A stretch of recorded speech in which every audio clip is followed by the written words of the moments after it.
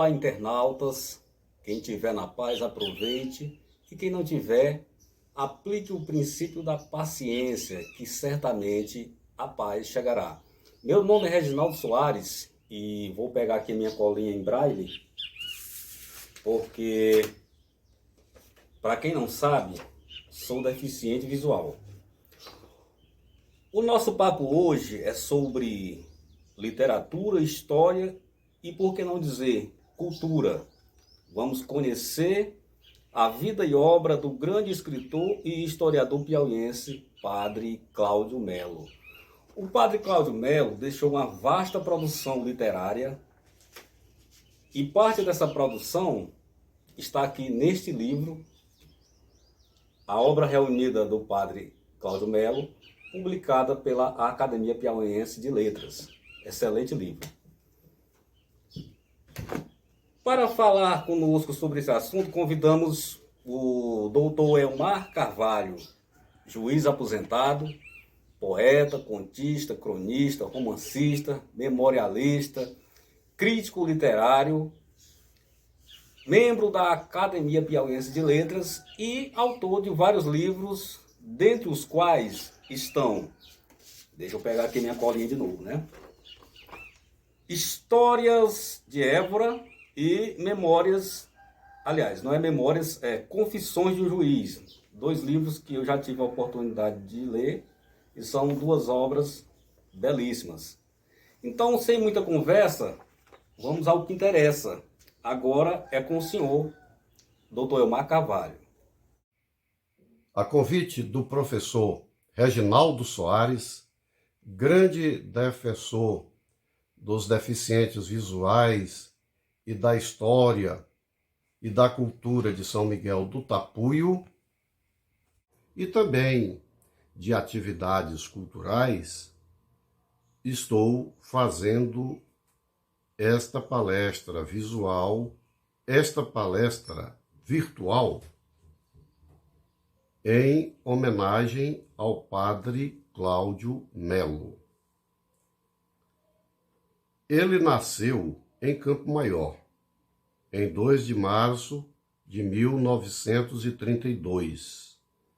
Além de sacerdote e historiador, foi professor da Universidade Federal do Piauí, doutor em Sociologia pela Universidade Romana de São Tomás de Aquino. Foi membro do Conselho Estadual de Cultura e do Conselho do Projeto Petrônio Portela. Exerceu a chefia do Patrimônio Artístico e Cultural do Piauí.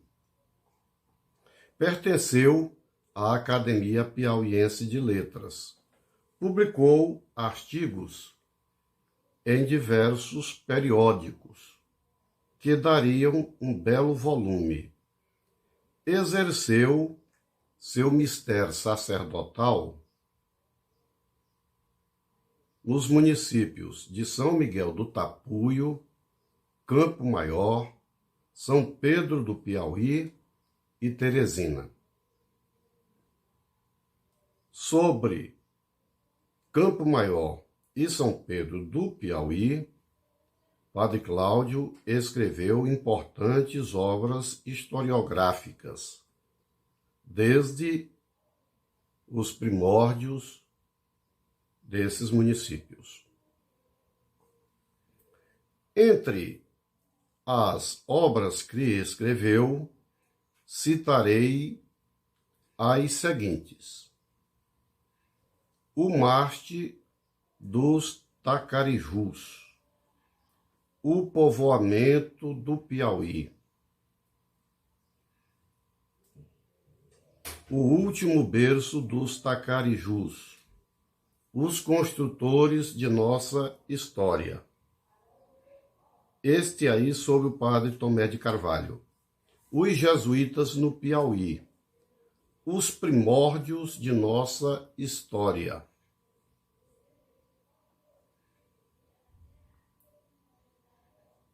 Arquidiocese de Teresina. A Diocese de Parnaíba, 50 anos de história. a prioridade do Norte no povoamento do Piauí, as Sesmarias da Casa da Torre no Piauí, Bernardo de Carvalho, Caxias no tempo das aldeias altas, e fé e civilização. Resumindo, esses livros tratam da história do Piauí e com muita ênfase do período colonial, que é exatamente os que tinham esse período, na época do Padre Cláudio, tinha uma certa dificuldade, aliás, tinha muita dificuldade para que o pesquisador tivesse acesso a esses documentos. Sendo certo que o Padre Cláudio teve que gastar muito do seu tempo e até de seu dinheiro, do seu conforto, para vasculhar esses arquivos esconsos, esses documentos de difícil localização, sendo que ele andou em vários arquivos aqui do Piauí, seja da igreja, seja do cartório, seja de particulares, e ele andou pesquisando em São Luís, em Belém e, inclusive, em Portugal, onde ele encontrou vários documentos que ele socializava com outros historiadores. Então ele tratou dos primórdios da história do Piauí, da igreja no Piauí, desde a implantação da igreja no período colonial até a época mais recente, até os anos 90. Ele morreu em 98. Portanto, ele contribuiu demais para trazer luz à história do Piauí. E 3 desses livros se referem diretamente a São Miguel do Tapuio. É o Marte dos Tacarijus, em que ele conta o martírio sofrido pelo padre Francisco Pereira Pinto, martirizado dentro da igrejinha que ele havia construído, onde hoje se ergue a igreja da paróquia matriz, da matriz de São Miguel Arcanjo, aí em São Miguel do Tapuio. E ele também, no livro O Último Berço dos Tacarijus, ele conta a história de São Miguel, desde o período colonial, com a fazenda do Bernardo de Carvalho. Bernardo de Carvalho foi fundador de Campo Maior, é considerado o fundador de Campo Maior e de São Miguel do Tapuio. Aliás, ele teve fazenda primeiro em São Miguel do Tapuio e depois em Campo Maior. E depois ele fundou São Bernardo, onde ele criou outra fazenda e construiu outra igreja. A igreja que ele construiu em Campo Maior, a primeira igreja, infelizmente, não existe mais. O velho templo colonial, infelizmente, foi destruído.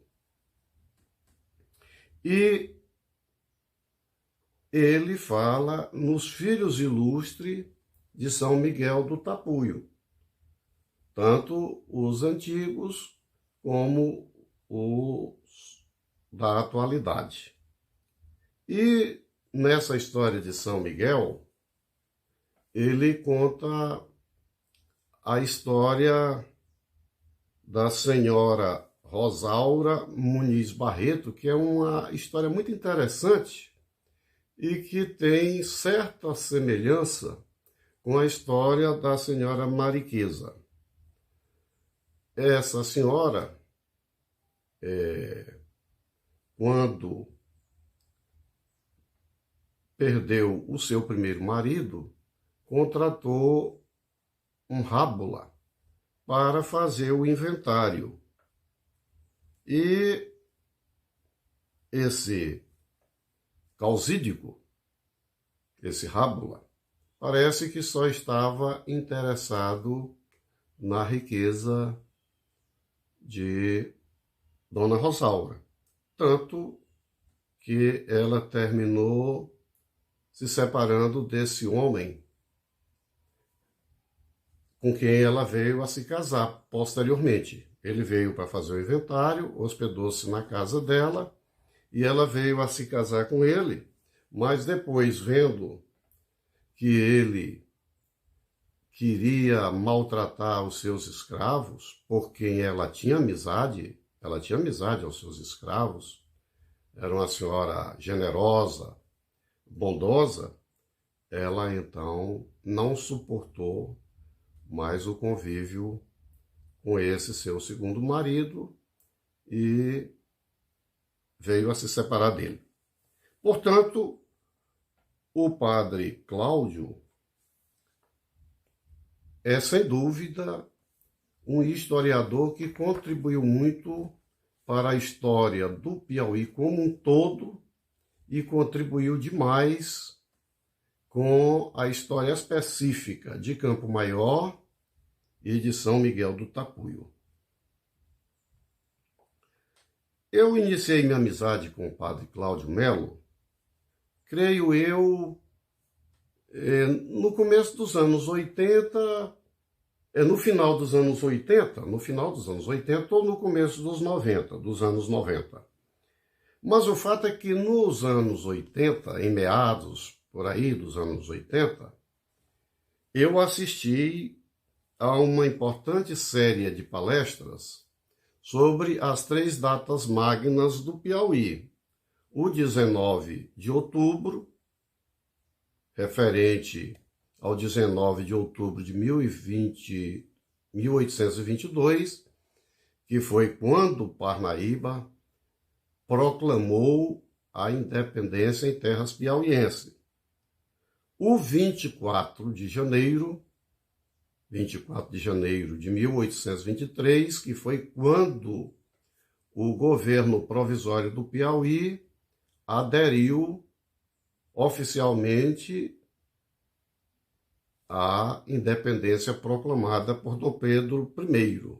Ou seja, ela se insurgiu contra as tropas de Fidié, que foram para Parnaíba por causa do 19 de outubro. E a outra data, Magnum, 13 de março. 13 de março de 1823, data da célebre Batalha do Genipapo, que foi como que o ponto culminante das lutas, das várias batalhas e entreveros que houve entre as tropas a favor da independência e as tropas de Fidié. Fidié, como sabem, terminou fugindo para Caxias e, inclusive, teve a participação de uma figura extraordinária do máximo reconhecimento do padre Chaves, que era o tenente Simplício José da Silva, que depois veio a ser coronel. Então ele chegou a perseguir tropas de Fidié, ia no encalço dela em verdadeira guerra de guerrilha, né? Verdadeira guerra de guerrilhas. Seguiu no encalço de Fidié e tal. E o fato é que ele terminou indo para Caxias, onde finalmente foi sitiado e derrotado, se rendeu, graças à participação de piauienses, cearenses e maranhenses. Muito bem, meus amigos. Então, Já um pouco depois dessas 3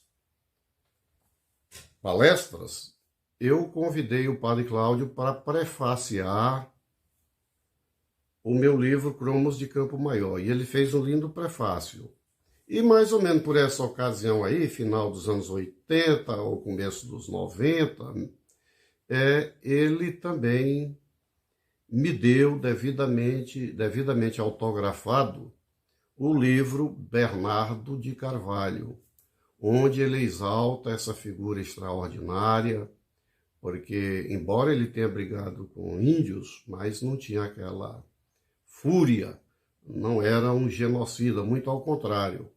Quando as batalhas terminavam, ele pessoalmente chegava a cuidar dos próprios indígenas, tanto que veio a conseguir angariar o respeito de muitos índios que preferiu ficar aldeados, ficarem sob a sua orientação. Então, a partir daí, dos anos de 93, eu fui ser o presidente do conselho editorial da Fundação Monsenhor Chaves. E, então, a revista nossa era publicada a cada 4 meses. E eu sempre pedi artigos do Padre Cláudio sobre a história do Piauí.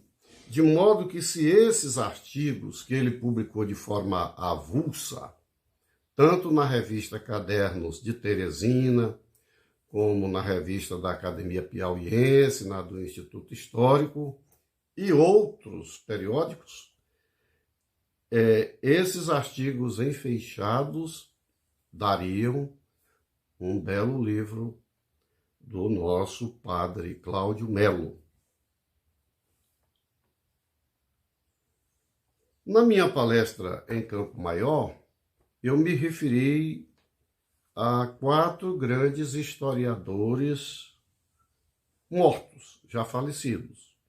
No caso, eu lá fiz referência ao Monsenhor Chaves, um dos maiores historiadores do Piauí, Padre Cláudio Melo, da mesma forma, Joel Genuíno de Oliveira, que publicou os livros Governos do Piauí e o Piauí no Congresso Nacional, além de vários artigos que ele publicou assiduamente nos jornais de Teresina.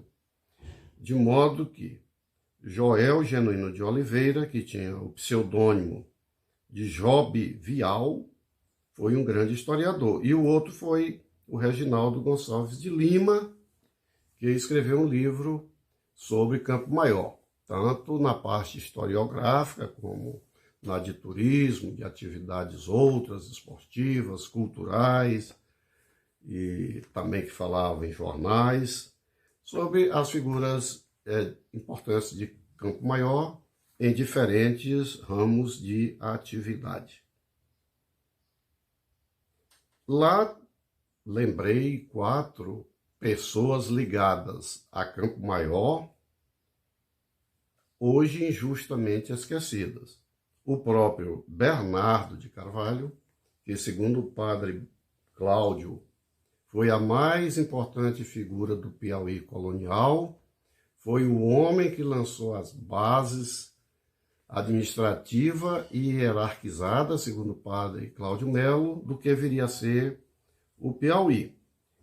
E lembrei também Mandu Ladino, que pode ter nascido na região de Campo Maior, não se sabe onde ele nasceu. Ele exerceu atividades no território de Campo Maior, que era muito vasto na época, e inclusive esteve sob o cuidado de Bernardo de Carvalho. O tenente, depois coronel, Simplício José da Silva, um grande herói da Batalha do Genipapo e das guerras de guerrilha que me referi, Raimundo Gomes Vieira Jutaí, pejorativamente conhecido como o Cara Preta, que foi o estopim e um dos comandantes, um dos líderes principais da balaiada. E o senador José Eusébio de Carvalho Oliveira. Este homem, exceto porque tem uma rua com o nome senador José Eusébio, é muito esquecido em Campo Maior. Poucas pessoas sabem quem ele foi. E ele pertenceu aos três poderes, porque ele foi membro da Junta Governativa do Piauí, no começo da República, foi juiz e foi congressista, deputado federal e senador no Maranhão por 25 anos, de 1900 a 1925. O padre Cláudio sempre ele estimulou os jovens e os historiadores a que fizessem novas pesquisas, para até mesmo superá-lo. Ele exortava, ele na época gostava que estudantes, historiadores até o contraditassem, mas não levianamente. Sim, através de documentos, através da verdade histórica contida em algum tipo de prova, em documentos diversos, como cartas, relatórios e documentos oficiais. E até mesmo em outros livros, mas que tivesse prova. Não admitia meras ilações, suposições, baseado em achismos, né? Isso ele não gostava, não desejava. E, por outro lado, nessa época, encontrar esses documentos, isso era difícil. A pessoa tinha que ir fisicamente para esses arquivos, para esses velhos acervos, e que não permitiam, muitos deles, ou quase todos, fotocópia. E não se tinha a facilidade dessas fotografias de hoje, e ele teve que copiar à mão esses documentos, enquanto o historiador de hoje, dentro de sua casa, ele pode acessar um documento da casa da Torre do Tombo, por exemplo, né? Da Torre do Tombo e de outros arquivos, lá em Belém do Pará, São Luís, ele pode acessar documentos no conforto de sua casa, sem sair de casa, porque muitos desses documentos foram digitalizados. Outra coisa também que ele não admitia era o anacronismo. Historiadores que, se baseando no que eles consideram como politicamente correto, ficar destruindo a imagem, a memória dessas figuras históricas, sem levar em conta os fatos de sua época, as leis da época, as regras que existiam, em suma, sem levar em conta a realidade da época, as crenças, as superstições e as leis e os fatos. Um homem age conforme as leis de sua época e as circunstâncias do momento.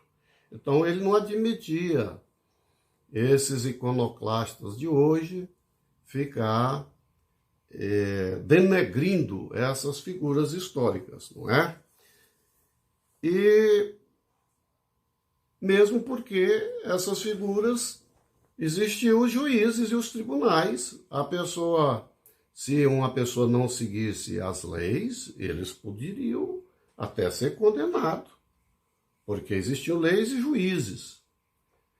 E também porque em toda ocupação territorial sempre houve embates. Por exemplo, se os portugueses não tivessem achado ou descoberto o Brasil, certamente, fatalmente, isto aconteceria por parte dos holandeses que estiveram aqui no Brasil, dos franceses que também aqui estiveram, ou ingleses, ou qualquer outra civilização. Então, as civilizações locais, certamente que mais cedo ou mais tarde iam se insurgir contra essas ocupações. O que eu quero dizer é que agora, hoje em dia, não adianta a gente ficar remoendo isto, porque nós somos isto. Nós somos o cadinho do que as civilizações dos índios, dos indígenas, dos pretos ou da raça branca construíram, o que essas civilizações, essas pessoas construíram. Nós somos uma amálgama, um cadinho de tudo isso. Então, o padre procurava sempre trazer novidades. Algumas pessoas que querem menoscabar sua valiosa obra, às vezes dizem que era um positivista. Mas não era. Ele tinha interpretações feitas à luz da lógica, à luz do cotejo de vários documentos, para ele tirar uma determinada conclusão. Então ele cotejava esses documentos e aí é que ele fazia a sua interpretação. Mas não era uma interpretação fictícia de uma coisa que ele tirou de sua cabeça. Não, de maneira nenhuma. Também alguns queriam dizer que ele não indicava as fontes, mas ele indicava, ele transcrevia, ele copiou muito documentos que ele disponibilizava para qualquer pesquisador. O que ele pode não ter tido foi um excesso de formalismo, como hoje em dia a ABNT possa exigir. Mas ele indicava e transcrevia, se reportava ao documento. De modo que ele, o historiador também não pode ler um livro do padre Cláudio isoladamente, porque a pesquisa dele evoluiu. Ele foi descobrindo novas coisas, novos documentos, foi tendo novas informações e, às vezes, ele mais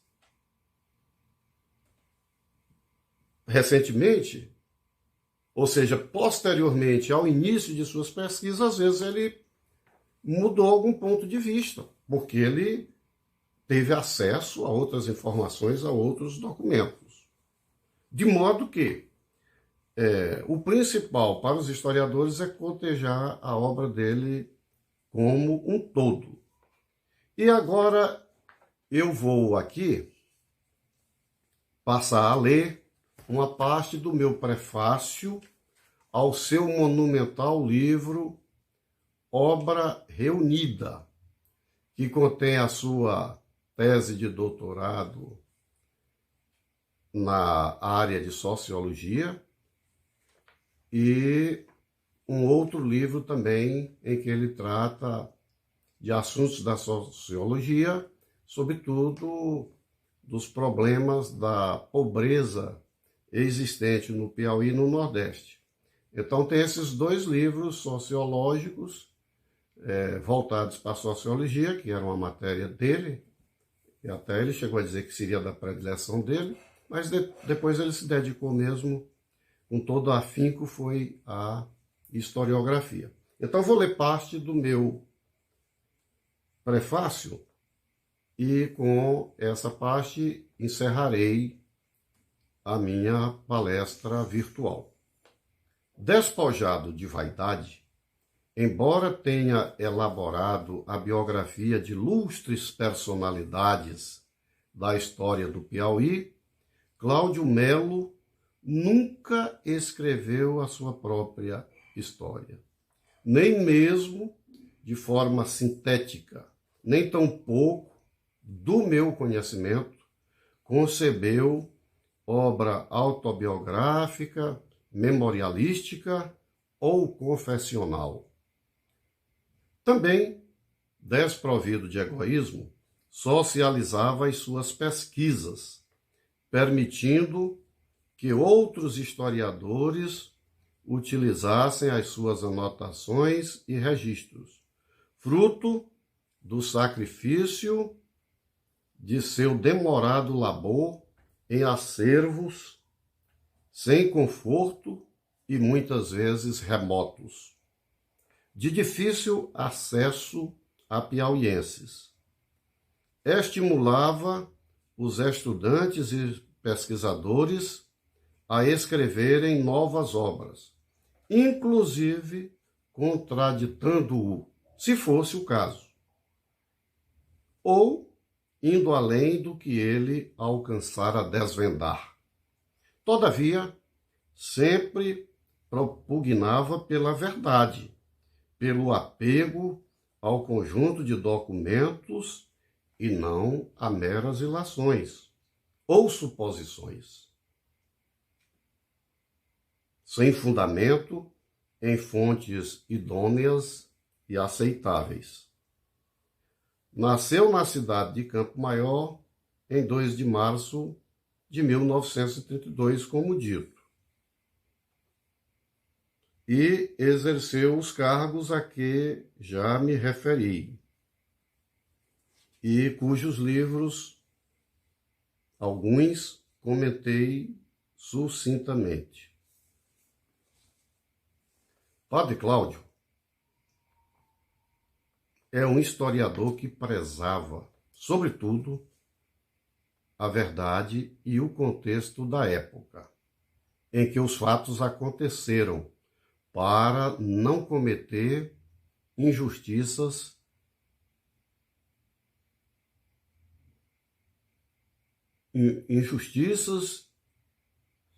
e iconoclastias, assim como não admitia certos modismos metodológicos.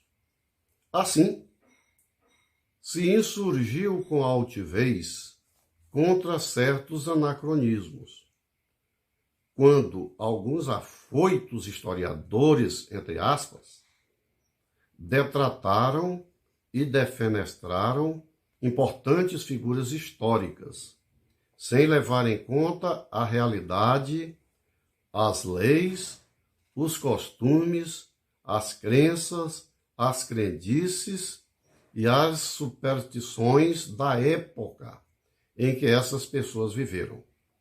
Em busca da verdade histórica, sacrificou sua saúde, seu tempo e cabedais. Segundo se sabe, mergulhou em desgastantes consultas a documentos, numa época em que eles não eram disponibilizados na internet. Por conseguinte, os consultou em diferentes e longínquos arquivos e acervos, entre os quais os de Portugal, Belém, no Pará, e São Luís do Maranhão. Fora os existentes em diferentes cidades do Piauí, tanto públicos como eclesiásticos e particulares. De inteligência arguta, sua capacidade argumentativa era invejável.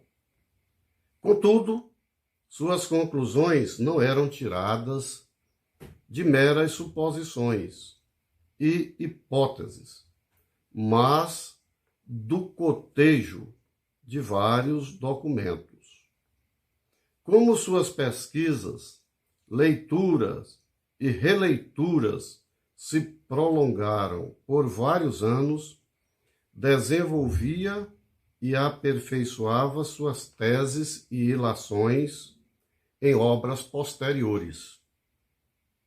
Daí a enorme importância dessa obra reunida, porquanto o leitor e pesquisador poderá observar o conjunto e o progresso do seu importante trabalho historiográfico. Tornou-se, com o avançar de suas pesquisas, um dos mais importantes historiadores de nosso Estado, quiçá o mais ilustre de nossos primórdios e de nossa historiografia colonial. Lançou luzes sobre muitos fatos desconhecidos ou obscuros, sobre muitos dos quais pairavam dúvidas e controvérsias, trazendo novos esclarecimentos e interpretações, mas, como disse, fundamentado em documentos, cuja localização indicava, transcrevendo-os em muitos trechos de sua vasta obra ou em seus anexos. Por via de consequência, muitos intelectuais que lhe torceram o nariz no início de sua brilhante jornada historiográfica passaram a lhe acatar as teses e tiveram que se curvar ante os seus incontrastáveis argumentos. O ilustre historiador não se preocupou em fazer um trabalho de mera divulgação, que também é importante, mas em trazer à luz da história fatos desconhecidos ou não perfeitamente desvendados de nosso passado mais remoto. Porfiou em esclarecer dúvidas, em desfazer equívocos e interpretações controvertidas. Portanto, foi à procura de documentos esconsos, ainda não manejados por nossos pesquisadores, que jaziam esquecidos em empoeirados e quase inacessíveis arquivos e acervos. Com a publicação desta magnífica obra, é feita justiça ao ilustre historiador Padre Cláudio Melo, cujos livros se encontravam esgotados há mais de 2 décadas. Tirou-se do esquecimento um dos maiores pesquisadores de nosso estado. Ele que tirou do olvido os mais notáveis feitos e personalidades históricas do Piauí colonial. Encerrando a minha palavra, devo dizer que muitas coisas que o padre Cláudio Melo afirmava e que alguns afoitos, alguns pretensos historiadores quiseram contradizê-lo ou refutá-lo, hoje, com essas facilidades de pesquisa, já foram encontrados documentos que comprovam cabalmente que as afirmativas do padre Cláudio eram verídicas, eram verdades históricas. Tanto que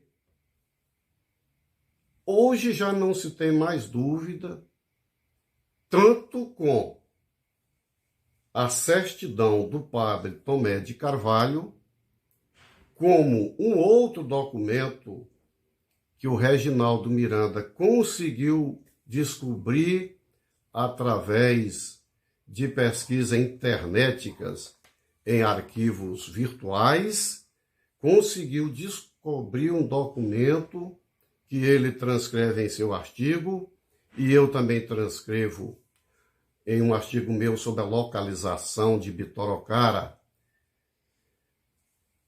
Então, esses documentos comprovam cabalmente que a fazenda do Bernardo de Carvalho existiu e existiu nas confluências dos rios Surubim, Longá e Genipapo, ou seja, em terras que se estendiam até o centro de Campo Maior, onde exatamente ele construiu a primeira igreja, a pedido do seu parente e primeiro vigário, primeiro pároco da freguesia de Nossa Senhora da Vitória.